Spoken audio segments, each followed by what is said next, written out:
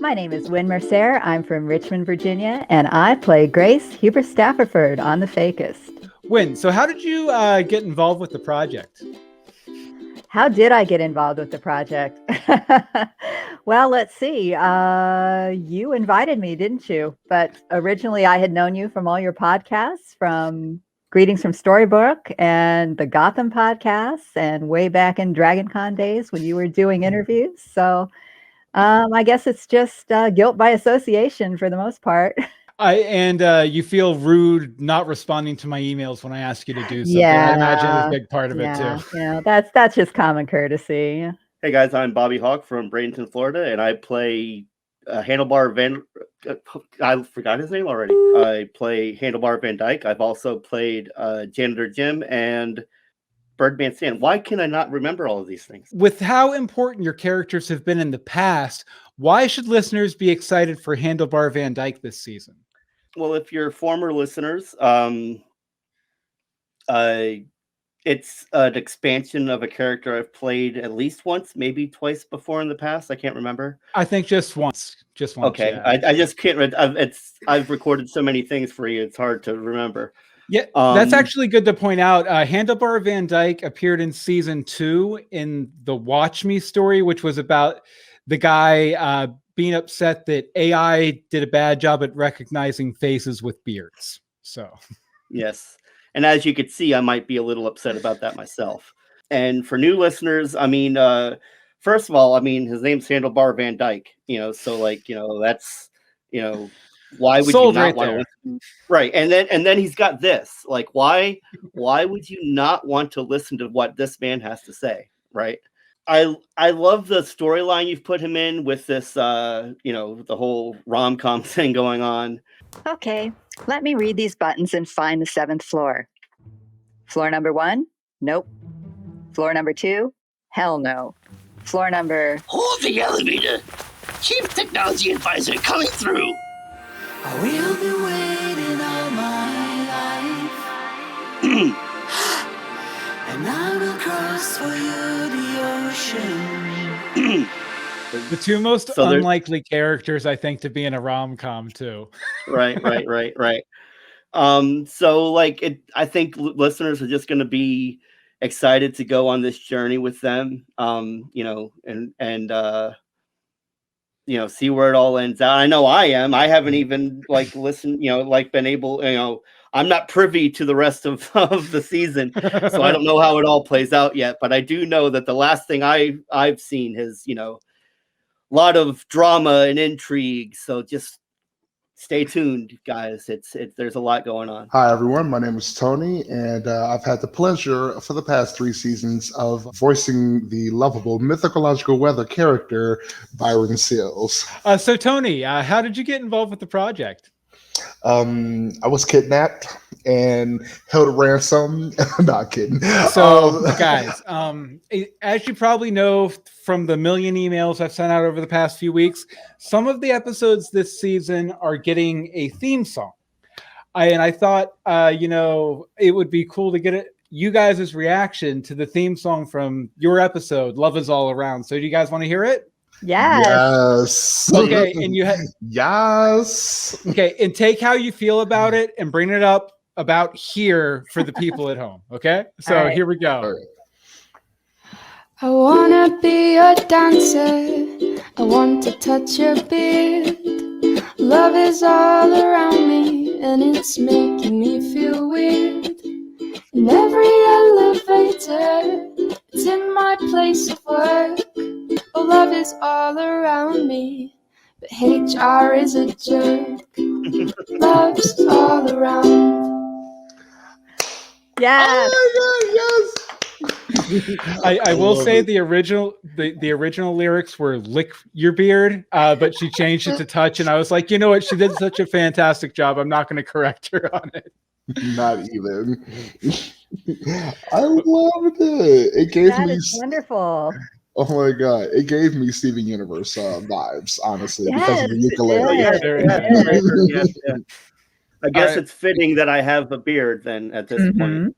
Absolutely. It would be hard to be in your vicinity and not touch that beard. Oh my goodness. Okay, so you guys have all known each other for years and years and years. Has that made it easier to work together on this project? I'd say so. I know Bobby and Tony are pretty much up for anything improv-wise and are always fun to work with. So it was easy for me to jump in there with them. Same thing. I mean, like we've all been faithful listeners from previous projects and things like that, and have even been involved with previous projects. So Greetings from Storybrooke. Greetings from Storybrooke, and love you, Wynn. Love you, Tony. And we love you too, Bobby. Yes, Much yeah. love. Wynn said there are definitely some places that you would go with the improv with someone that you probably would have a harder time than you would with someone you don't have a relationship with. And even though I may not have met Wynn in person, I still consider her a close friend just from all of the time we've spent together online. Yeah, there's definitely it adds a certain level of trust there. You can throw something out that might be like right on the line, and that even if it's over the line, they'll be like, "Hey, man, that was over the line," and everything will still be cool.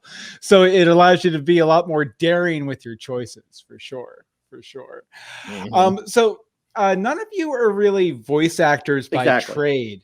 Bobby's like, dude, I know, but so. None of you guys are voice actors by trade. So what do you think working on the Fakist has taught you about voice acting and about, just how you approach things in general? I tend to just, Bill sends me a character description or usually calls me like, hey, I'm thinking about doing this character. What do you think? And to be fair, I usually imitate some character actor from the past 30 years or 40 years. If you've watched a lot of TV Land, you've probably heard a lot of the character voices I've done.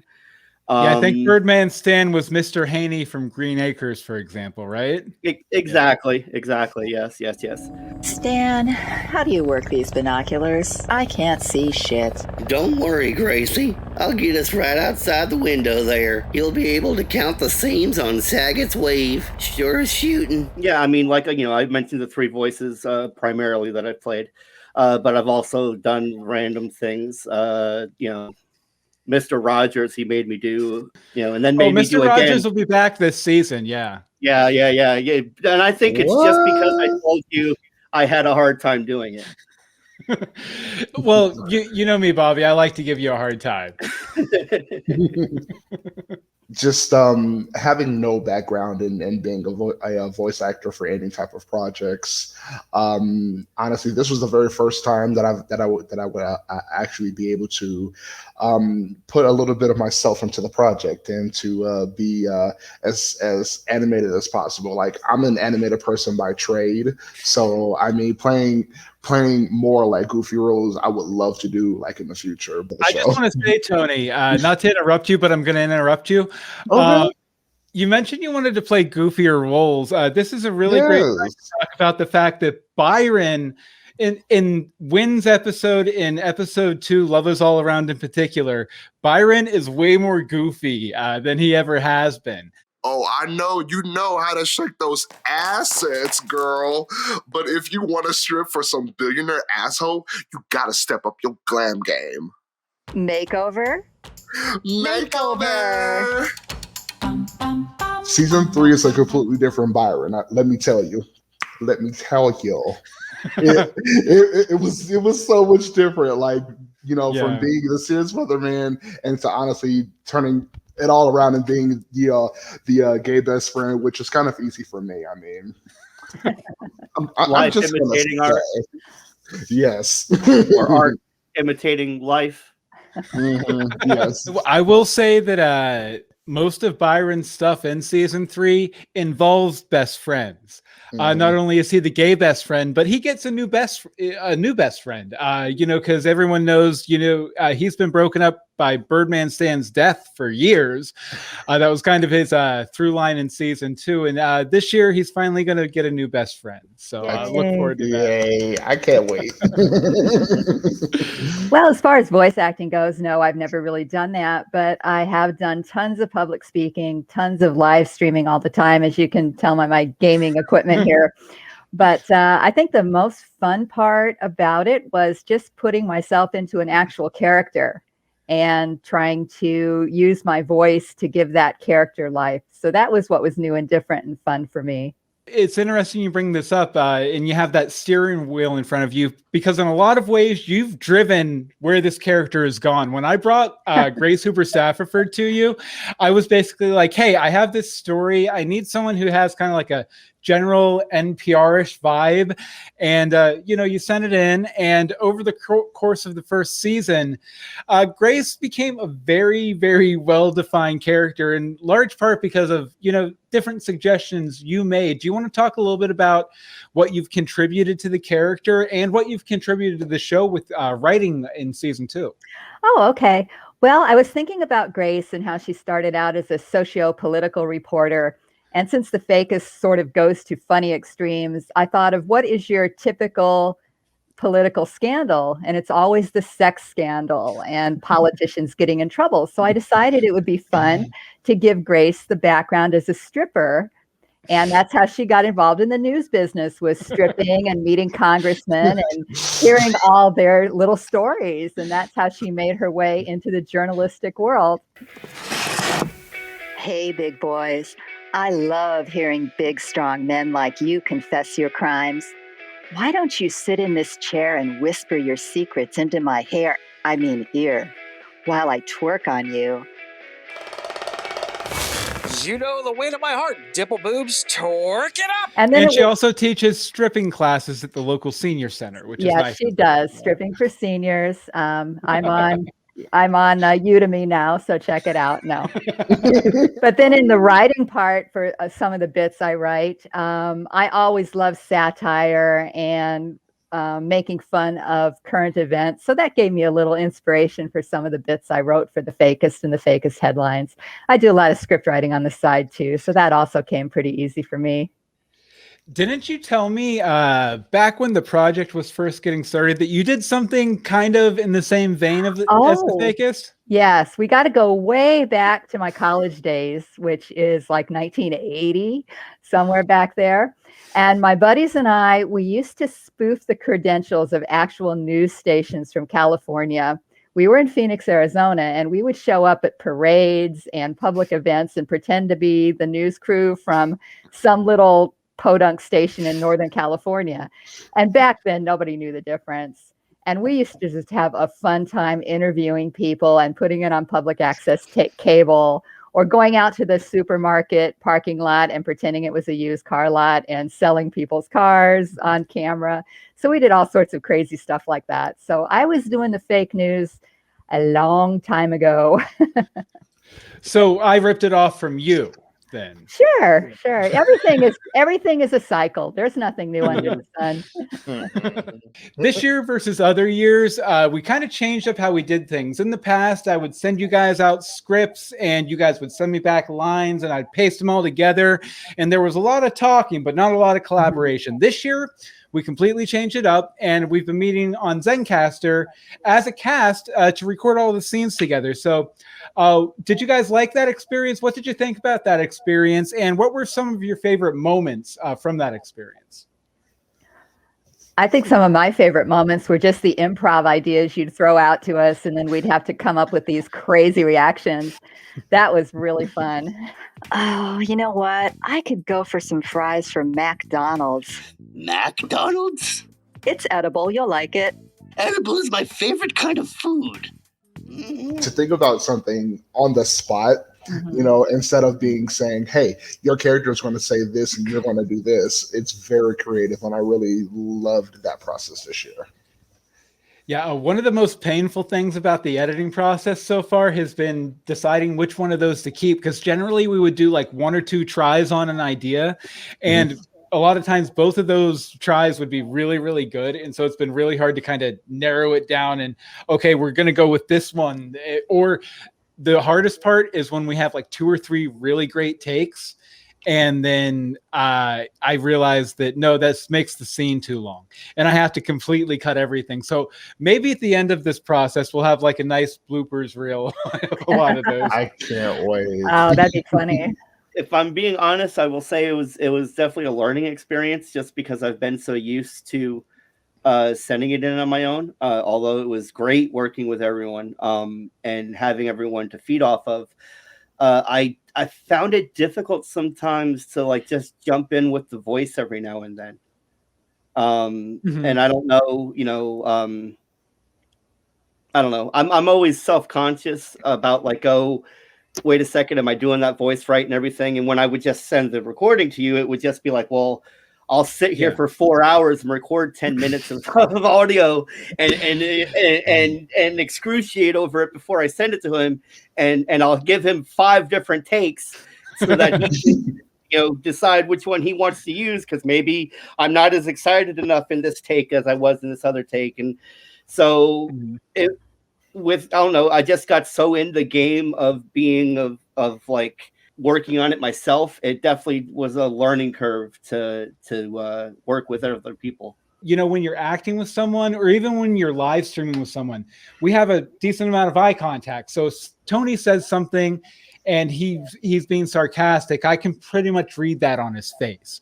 When it's just audio, you really can't read that. So it's hard to like anticipate and fit in the pocket. The nice thing about the Zencastr platform we used is it recorded everybody to a separate track. So, even if, we stepped on each other's lines or there were big gaps in there, it was really easy to kind of like fine tune the timing of it. What's your favorite scene you've appeared in the Fakist? I'd have to say probably it would have to be something with Birdman Stan, just because I still feel a sense of ownership and, like, I don't know, fondness for Birdman Stan. Rip Birdman Stan, may he rest in pieces. Yeah, this is like him on the desert island he may be on. See, my favorite scene you performed with him was the Christmas special where you were the ghost of Birdman Stan. We told you, Birdman Stan was dead, but this spirit who stood in front of Paul looked an awful lot like him. What the fuck? Stan, is that you? What are you doing here? You just wait, Anchorman. We got ourselves a whole itinerary mapped out for you. Wait. Is this somebody's idea of a prank? Are there YouTubers hiding somewhere? Did Janitor Jim die? Janitor Jim did die. He's Jim dead, Dom dead, or something like that. Okay. So so far in seasons 1 and 2, I've just pretty much been the Kenny of the Fakist. Yeah. I mean, I wouldn't want people to extrapolate things about Handlebar Van Dyke. I said 1 and 2. I and like I said, Birdman Stan may be on a desert island somewhere. Who knows? That's what, in my heart of hearts, that's what's happened to him. He faked the crash and he's gone incognito and he's living it up in Tijuana. Maybe, in the last scene of the Fakist, Birdman Stan, Janitor Jim, and Handlebar Van Dyke will appear as Force Ghost, and looking over the. I'm hoping for it. Honestly, I'm hoping for him to be allowed to come out of nowhere. Something even us here, me and Wynn, don't even know about. Just all of a sudden, bam, Birdman Stan come out of nowhere. Like I knew it. Much like the other Fakist season finales, there's a lot of coming out of nowhere in this finale. So you guys will be happy. Yes.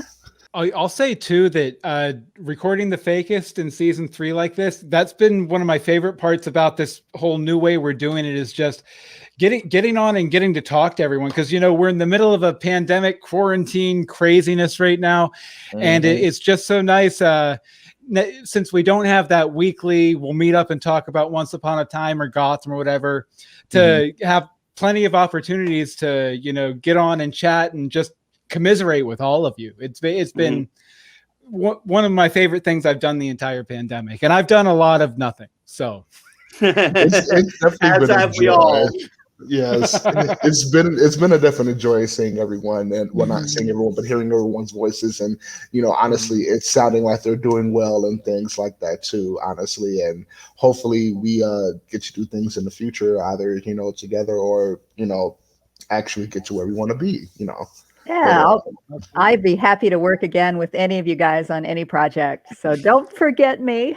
No, don't forget me. Right. Love it. There's definitely not a sequel to the Fakist, but a spiritual successor to the Fakist that I'm working on right now. I won't say anything on this stream, but you guys know what it is. It's Noslu the Great. It should be fun. I do want to mention real quick, whether you're going to use it, later or not.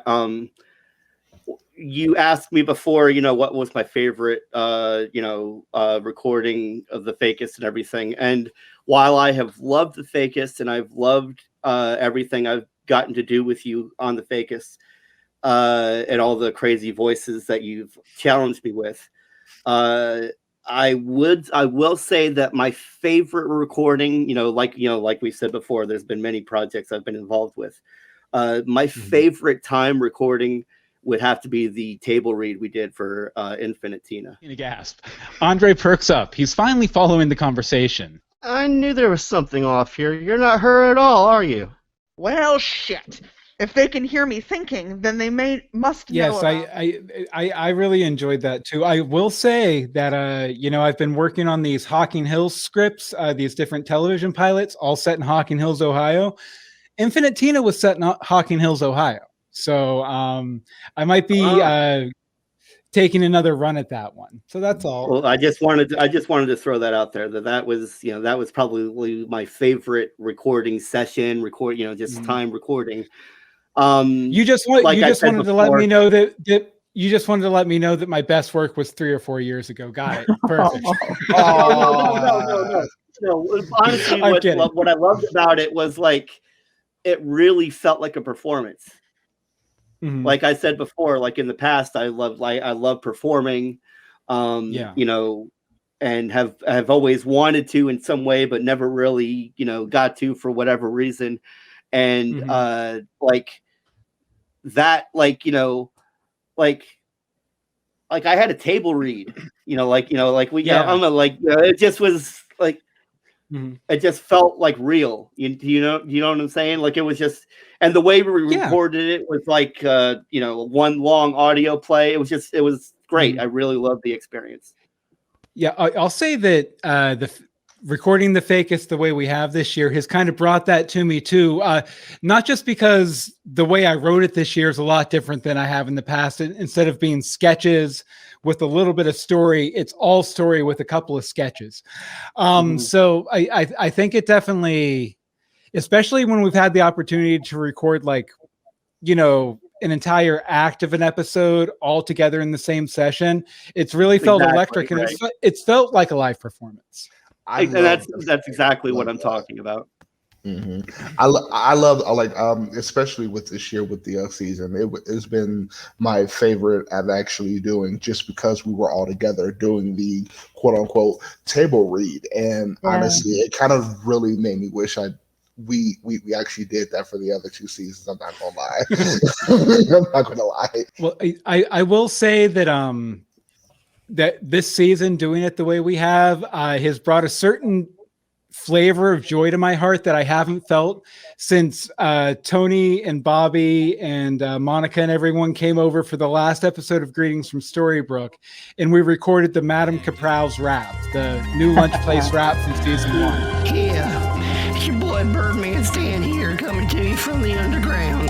About to spit fire. Rolling down the street with our boy Birdman Stan. Order up Thai food as fast as we can. Our old lunch place doesn't have the same fire. Who knew I learned to love these salads with papaya? The fake news is broken. We're in a big hurry. The electricity I felt that night that we recorded that is the electricity I felt at every one of these recording sessions for season 3. So hopefully it shows in the final product. All right. If you want to find out about my writing work, my streaming, you can go to wynnmercere.com or find me on Twitch, streaming under the name Talking Toey. And I would love to see you in my chat room. So stop by and say hello. Hey guys, if you want to find me and what I'm doing, hopefully going to be doing some future projects, you can find me on Twitter at hoops900 with a capital H. Also, you can find me on I do a lot of I don't know why, but since this quarantine, I've been doing a lot of TikToks. So if you want to follow me there too, my TikTok handle is at TonyG827. I guess if you want to follow me, I am at Inevitable Hawke on HAWKE on Twitter. Facebook, I'm just Bobby Hawke. To be honest with you, I don't really post a whole lot. So if you want any more content or anything from me, to hear anything from me, just keep subscribing to Bill, because apparently, like he just said, I'll be in every one of his future projects anyway. Forced to, absolutely forced to. I better see an invite, Bill. I want to be there too.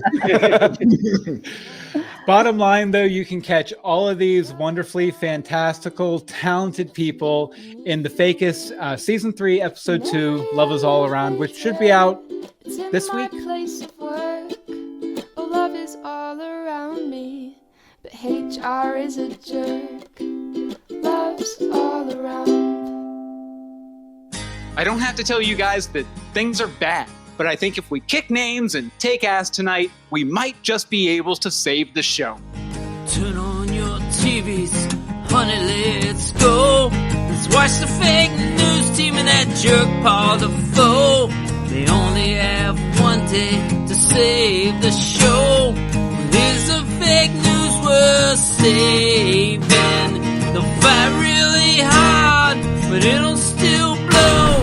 For the fakest news show is a fading. For the fakest news show is a fading. Now we arrive at the day in question, December 13th, 2021. One last day to save the show. One Last Day, a standalone story set in the world of the Fakist.